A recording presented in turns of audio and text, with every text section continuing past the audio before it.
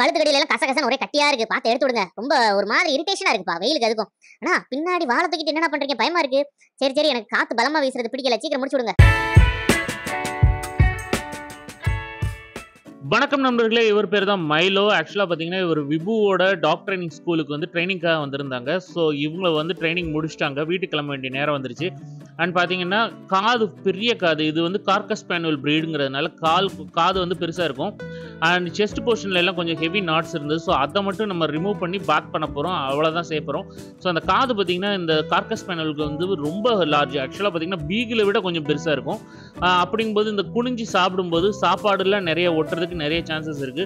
So மெயினாக Gorges spaniel வச்சிருக்கீங்கன்னா try ஃபுட்ஸே கொடுங்க. Normal foods கொடுக்காதீங்க. அண்ட் பார்த்தீங்கன்னா, இவர் வந்து ரொம்ப ரொம்ப ஹைப்பர் ஆக்டிவ் டாக். இது கார்கஸ் ஸ்பேனியலே வந்து ஒரு ஹை எனர்ஜெட்டிக் டாக் தான்.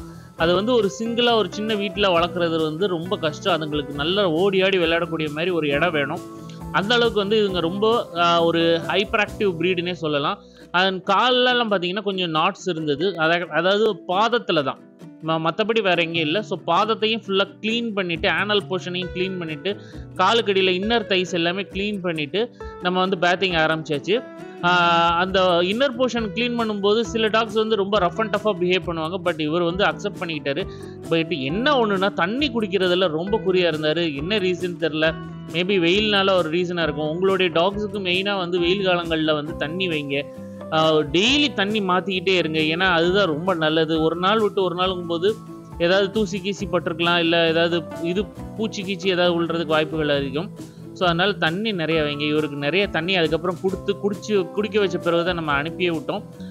இவர் பார்த்தீங்கன்னா ஃபரெல்லாம் வந்து ரொம்ப நீட்டாக சூப்பராக இருந்தது.